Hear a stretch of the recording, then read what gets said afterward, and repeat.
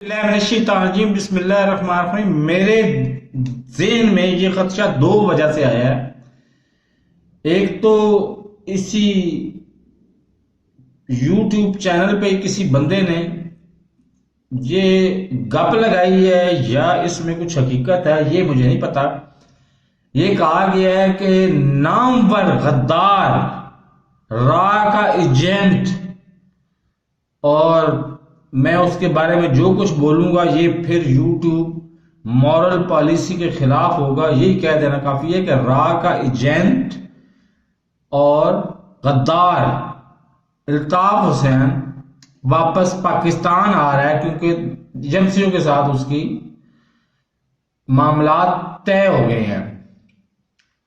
और दूसरी खबर, मेरे इस चैनल को सब्सक्राइब नहीं किया तो सब्सक्राइब कर लें, साथ लगे बेल आइकन को दबा के नोटिफिकेशन को ऑन कर दें। आपको पता होना चाहिए कि अल्ताफ हुसैन को इधर मुझे मरवाना ज्यादा आसान है बस निस्बत पाकिस्तान के, लेकिन मैंने फिरौनों के खिलाफ जहाद का ऐद किया हुआ और जहाद करता रहूंगा। और दूसरी खबर जो है वो ये है कि जी रूस के दौरे के बाद वजीर आजम पाकिस्तान इमरान खान खुद बहादुराबाद, पहले तो था 90, अब पता नहीं वो बहादुराबाद में MQM हेडक्वार्टर जा रहे हैं।